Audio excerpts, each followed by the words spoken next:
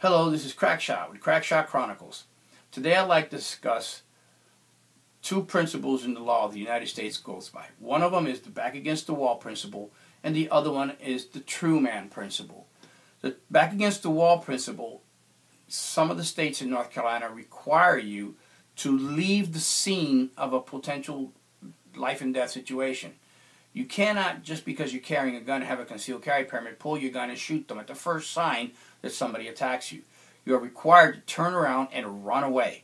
If you're in your home, you're required to abandon the home. I have a problem with that because if I have somebody who's elderly and can't run away, she will be victimized by those people, and I'm required to leave her or him. I may own firearms in my home. If I'm required to leave, that's going to give those criminals access to my firearms, which they could then use to commit other crimes with. But whether I agree with that law or not, if I live in a state that requires me to leave the scene of a crime, it's in my best interest, and I recommend you do the same, to find out exactly what you can and cannot do legally in a self-defense situation in those states.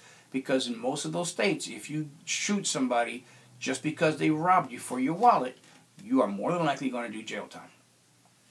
In the state that I live in, North Carolina, we have what's called the true man principle.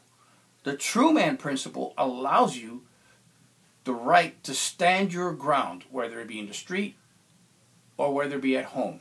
If somebody were to break into your house forcefully, you are cleared to fire because you are defending your family and your home. You are not required to run away.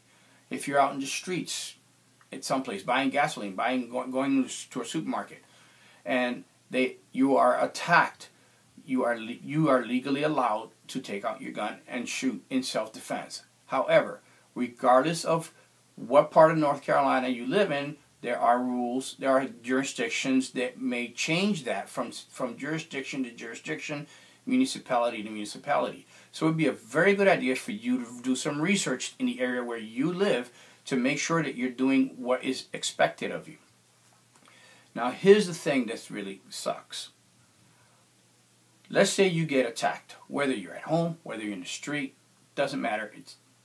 Somebody attacks you and you have no choice. You feel you have no choice but to defend yourself with deadly force.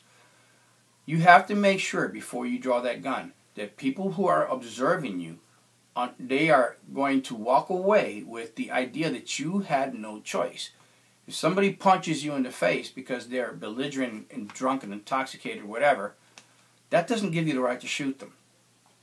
If somebody gets into an altercation with you over a fender bender or road rage, that doesn't give you the right to shoot them. Your life has to be in imminent danger of death or grave bodily harm. What is grave bodily harm? If you take a beating and it's going to paralyze you or maim you for life, that is grave bodily harm. If you're protecting yourself from that, yes, you can shoot. Death, if they pull a gun on you, you know if they shoot you, you are more than likely going to die. You can defend yourself against that. Problem is, not everyone who owns a gun has what it takes to pull the trigger. So if you're going to carry a gun for personal protection, you have to sit back and prepare yourself ahead of time and make yourself a toolbox, a little imaginary toolbox. And in that toolbox, you're going to insert things that's going to protect you. And it's not just your gun. You can protect yourself with a sharp stick. But if you don't know how to use a sharp stick, you're not going to be able to be efficient. Some of the things is you want to add in that toolbox is a cell phone. Why? Because that cell phone is going to be able to call 911 to help your family if any of them are injured in the altercation. You want them to have first aid. You also want to summon the police and file a report indicating, hey, I've been attacked. I also recommend you get an attorney, because once you speak with the cops, remember, in all 50 states, if somebody is dead, you will have the right to remain silent. It's your right if you don't want to say anything. If it's a dead man, your bullets are in him. If you speak in certain states, everything you say will be used against you in a court of law. if you tell them everything that happened and you you are not lying and the evidence proves, yeah, this guy is saying the truth, everything is fine, you may not be charged with a crime. That is a decision you have to make, because I can't tell you what to say or what to do. It's a decision that you have to make. If you don't speak with the police, it makes you look guilty. If you do speak with the police, they can use it against you. That's the dilemma that you have. When the cops show up, they are not interested in right or wrong as much as who broke the law. They don't care if about feelings or emotions. They have a job to do, and they have strict guidelines that they have to obey in accordance with the law, whether you feel it's fair or not. So, with that being said, it behooves you to get an attorney as soon as the cops show up and you file your report about being attacked. Now, the other problem of this thing is, after you've circumvented a lawsuit, let's say you're not sued, let's say you're not charged with a crime. Great. You just go home and like nothing never happened. Wrong. What's going to happen now is the family members are going to say, you killed little Johnny. Oh, and they're going to make a big to-do about it. They're going to find some reason to be able to press charges on you, and you will be finding yourself going to court to defend yourself in civil court over the shooting of somebody who attacked you. So, what can you do to help protect you against that? Well, one thing, if one of your family members can get into the mindset of recording the situation while it's being done secretly without being seen by the bad guys, that will be very helpful. If not, you need to immediately make notes of what happened, who, what, when, where, so that you can record this and get an attorney to protect yourself from the aftermath of these people.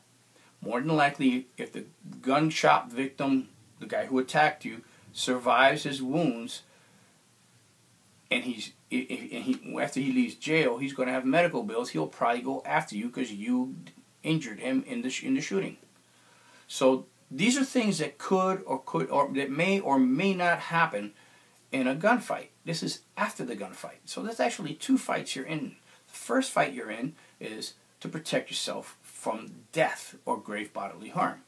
The second fight you're in is the courtroom, because you're either going to be charged by the district attorney who feels you've broken the law somehow. If they feel you've broken the law, and every case is different, then you're going to have to defend yourself in court.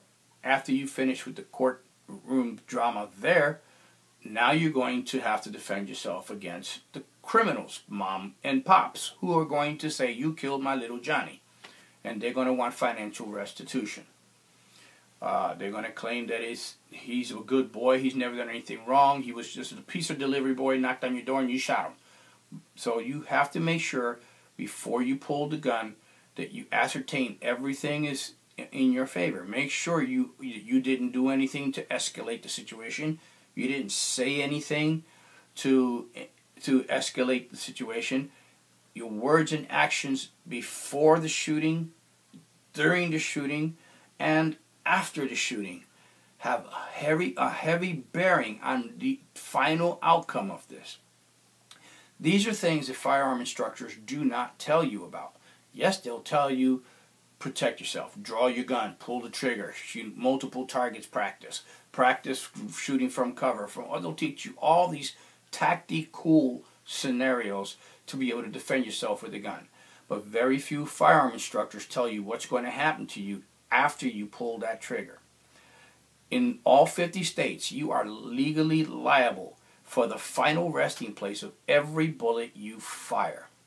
Which means if you miss your target and it hits an innocent bystander, you are responsible. If you shoot your target and the bullet goes through and through and hits an innocent bystander behind them, you are responsible. So you need to have the mindset of what you're going to do ahead of time before you have to pull that gun. It's always better to avoid a confrontation that may turn into a lethal death situation, a deadly force situation.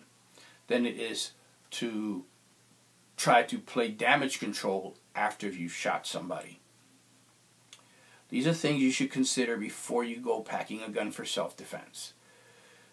If you have any questions, please comment on the comment box. Also, please hit subscribe if you like this video. And good comments or bad comments are all appreciated. Thank you for watching. This is Crackshot with Crackshot Chronicles. Have a good day.